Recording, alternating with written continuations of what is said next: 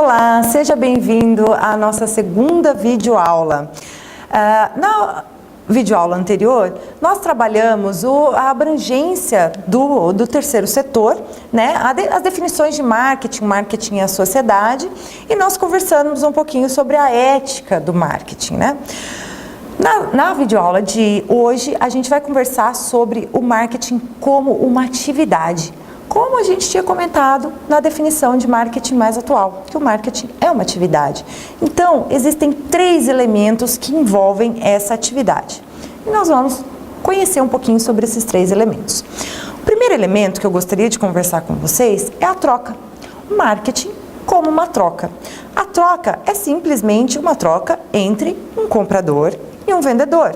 Então, eu tenho a troca de um produto por um dinheiro, né? Ou por algo. Eu troco um produto por algo. Esse produto pode ser um bem, pode ser um serviço, né? Pode ser uma ideia. Por exemplo, uma proposta de governo de um político que propõe o que ele irá fazer em troca do seu voto, né? Pode ser também um comportamento, né? A troca de algo por um comportamento, ou seja, por exemplo, as campanhas governamentais sobre o uso do cinto de segurança, né? O não uso de drogas, ok? Porque o governo faz uma campanha para que você troque por um comportamento. E nós temos também o sentimento como uma troca, atividades filantrópicas, né? Atividades dentro do terceiro setor, por exemplo. Eu troco a minha atividade ou o meu recurso, a minha doação, pelo quê? Por um sentimento que eu vou ter, um sentimento de altruísmo, um sentimento de satisfação, de orgulho por ter ajudado alguém de alguma forma. Então, a troca, ela não é só a troca de um produto por um dinheiro. Eu tenho a troca entre compradores e vendedores, entre fornecedores, intermediários. Eu tenho a troca de um modo geral que pode ser diversos elementos. O segundo elemento do marketing é o marketing como filosofia. E o marketing como filosofia, ele expressa o princípio, a filosofia, na verdade, ela expressa o princípio da organização e ajuda a definir a identidade, o caráter e os modos de agir da organização. Uma filosofia, uma cultura, ela guia o comportamento das pessoas. Dentro da organização, essa cultura ela vai guiar como os funcionários vão se comportar perante o mercado. Então, o marketing também é uma filosofia, uma cultura que tem que estar internalizada dentro de todas as pessoas que trabalham ou que envolvem de alguma forma o terceiro setor. Qualquer pessoa que esteja envolvida, seja a sociedade, seja os funcionários. A filosofia, ela molda as atitudes, os comportamentos, facilita a comunicação, inspira e motiva os funcionários. Dentro do marketing, a gente tem 4 filosofias principais. A primeira, orientação para a produção.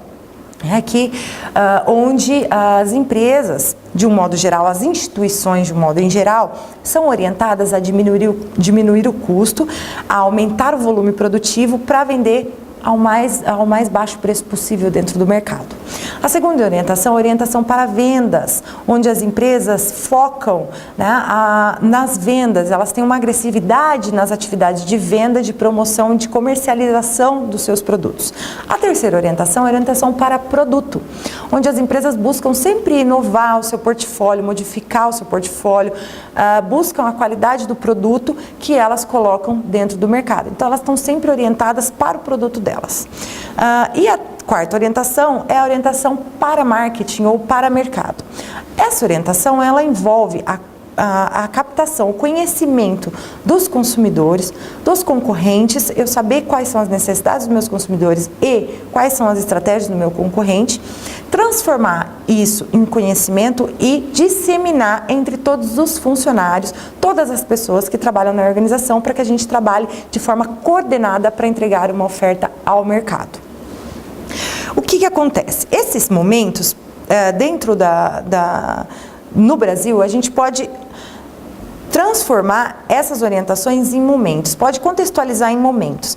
Até os anos 50, a ênfase no Brasil era basicamente na agricultura e o trabalho era muito artesanal.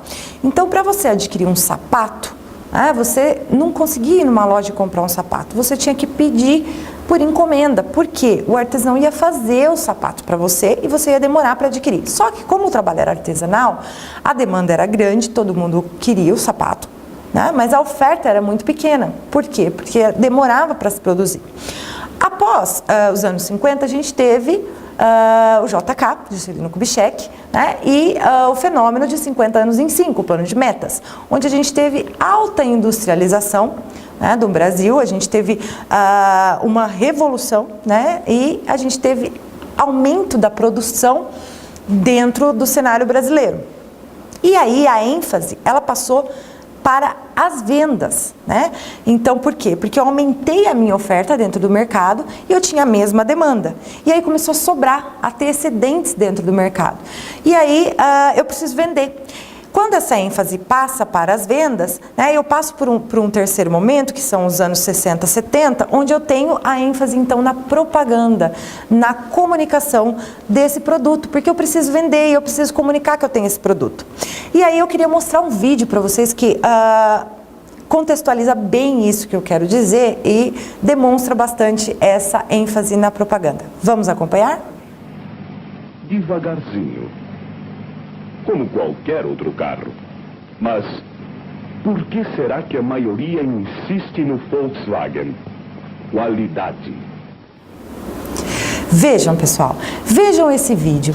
Esse vídeo, ele demonstra como as indústrias, como as marcas, né, comunicavam o seu produto ao mercado. Eles tinham que ensinar o consumidor como andar de carro.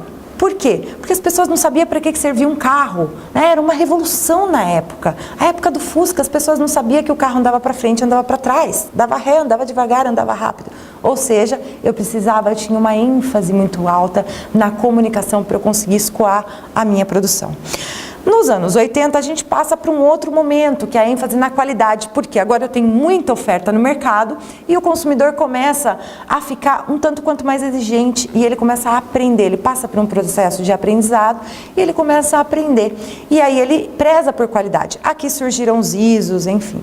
Nos anos 90, eu tenho a ênfase na gestão, então, de fornecimento, para gerar satisfação. Já que eu prezo pela qualidade, eu preciso entender qual que é a matéria-prima do meu fornecedor para que eu tenha qualidade da minha matéria-prima, porque isso vai impactar no meu produto final. E aí, o meu produto final vai levar a minha satisfação do consumidor ou não. Desde então, desde os anos 90 para cá, a ênfase passa para a inovação, o processo e a criação de valor dentro do mercado.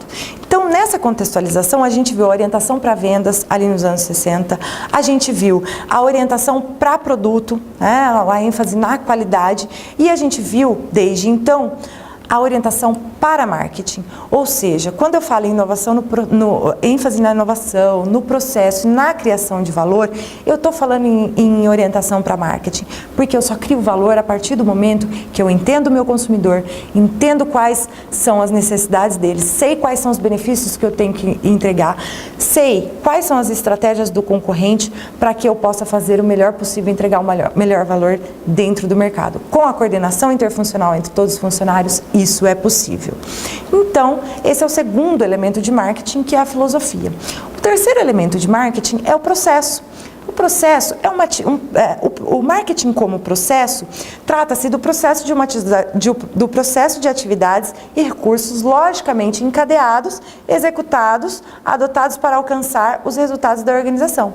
Então, são atividades de análise do contexto de marketing, gestão estratégica de marketing e gestão do composto de marketing. E aí eu falo do marketing todo como processo. Então, primeiramente, eu analiso o ambiente, depois eu segmento o meu público, escolho o meu alvo, posiciono-me dentro do mercado, vou fazer a minha gestão estratégica, vou definir as minhas estratégias e, posteriormente a isso, eu defino os meus elementos operacionais, a gestão do composto de marketing.